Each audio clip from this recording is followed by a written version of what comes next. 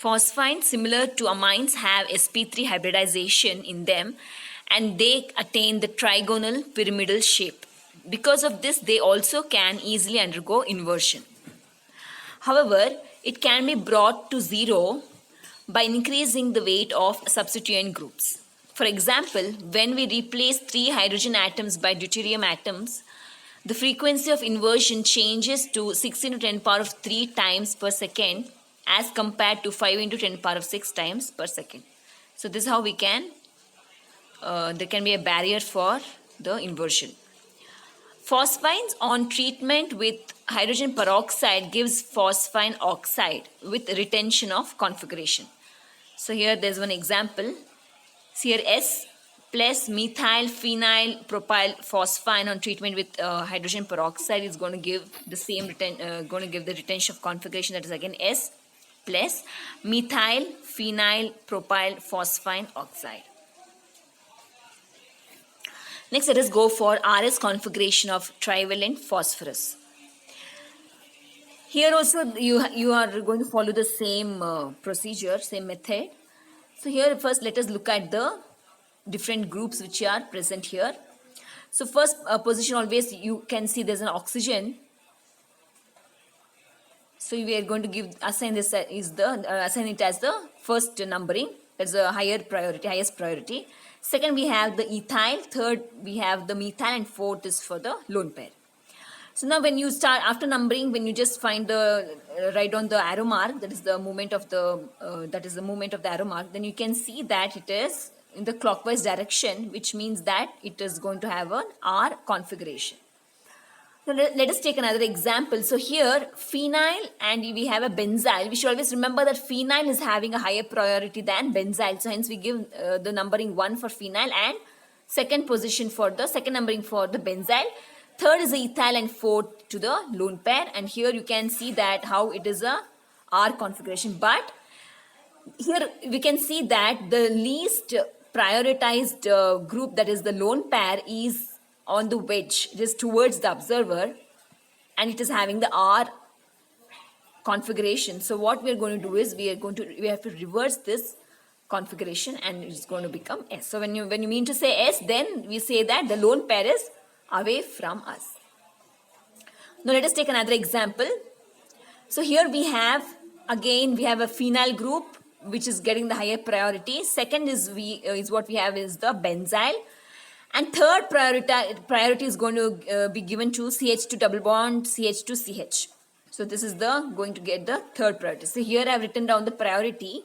See here, phenyl is always going to get the highest priority and then comes the benzyl. And in the intermediate, we have CH2 double bond CH as more priority group as compared to CH2 double bond CH2R. So that's the reason why you can see here that we have considered the benzyl as the first priority and we have taken the CH2 double bond CH2CH, that is nothing but the ethene as the propene as the one propene as the second priority. So here this gets the second priority, that is benzyl, and third is the one propene is the second priority.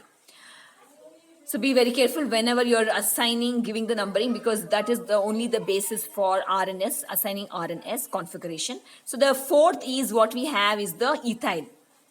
Now, when you look at the direction, so it is going to be clockwise R, but you can see here that the least priority ethyl is on the wedge, so you can going to reverse the configuration, it is going to be S. So this is one method of writing down the R and S configuration. The another method is, see, whenever you have the atoms or substituents on the on dashed line, that is the substituents away from you, we are always going to ignore those numbering for those substituents which are away from us, and then give the numbering to the remaining atoms. So first we have phenyl, second is we have benzyl, and third we have ethyl. Now just looking at these three numbering, you can figure out what is going to be the configuration. So you have 1, 2, 3, it is going the anti-clockwise, so S. So that is also one method of assigning. So these are what I felt as two ways of assigning. You can definitely give the numbering for the most priority or the least priority, and then you can check whether it is on the whether the least prioritized group is away from us or near to the observer, and you can give, or even this method you can follow. Let us take another example. So here, this is again a trivalent phosphorus compound.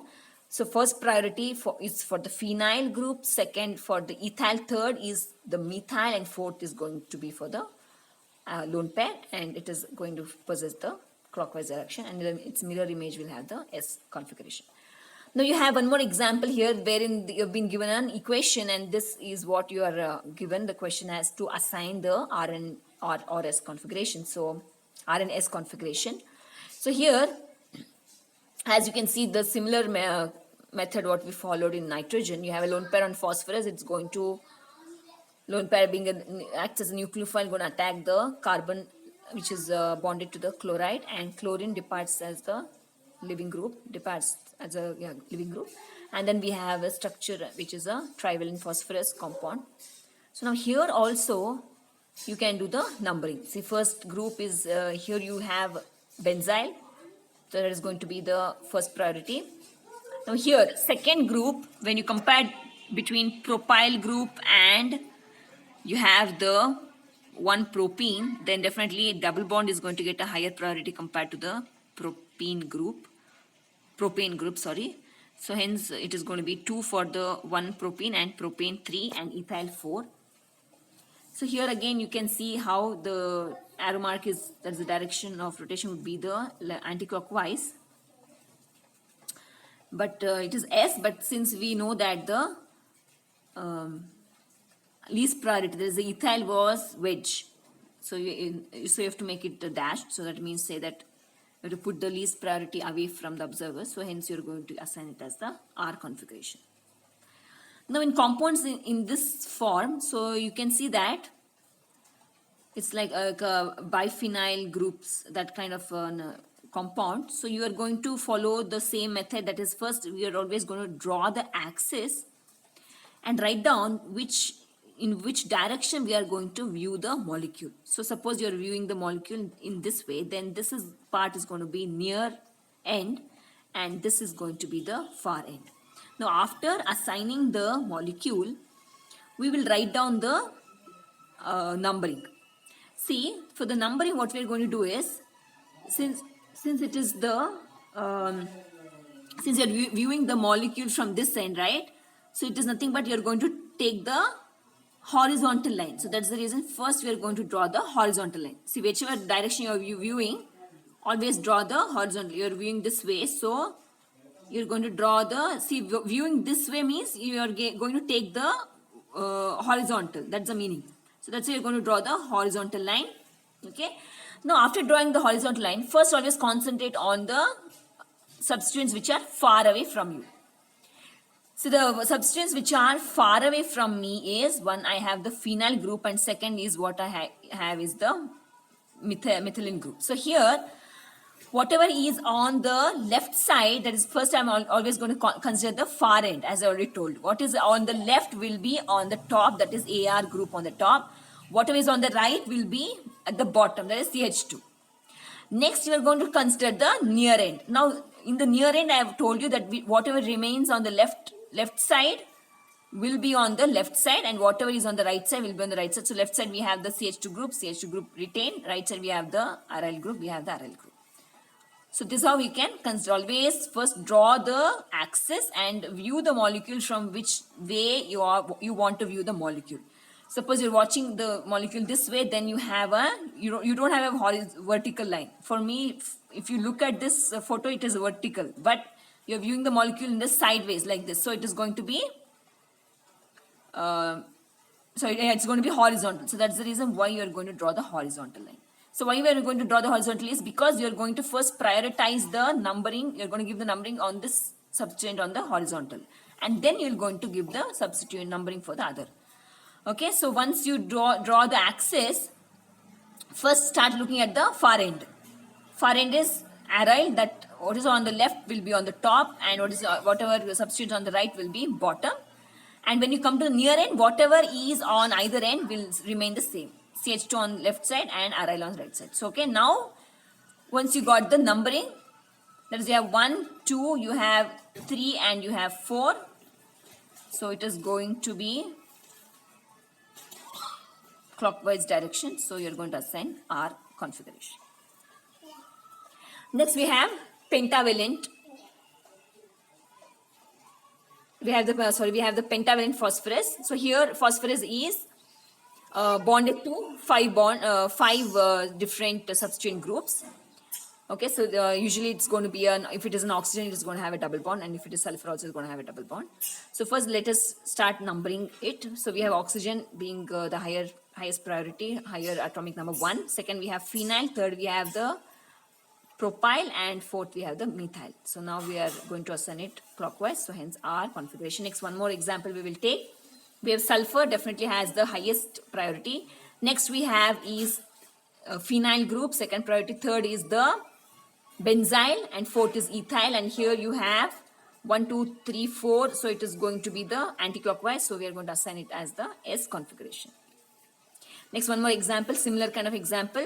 You have selenium, so hence we can give selenium as the higher priority. And here you can see there is an isopropyl. Definitely you're going to give it second position. Third is ethyl, and fourth methyl. So it is moving the clockwise direction. Hence we're going to give the R configuration. Next we have a hexavalent phosphorus here. So whenever you get a hexavalent phosphorus, always start from the numbering from the group which is going to get the wedged. That is the dark color, that is nothing but the wedge. So if you start numbering, it's going to be 1, 2, 3, 4. So it is going in the anti-clockwise. And according to helicity, we know that whenever we have an anti-clockwise movement, it is going to be M, and the clockwise movement is going to be the P configuration. So this is a M configuration because it is moving anti-clockwise. So this is it for the stereochemistry for phosphorus. Thank you.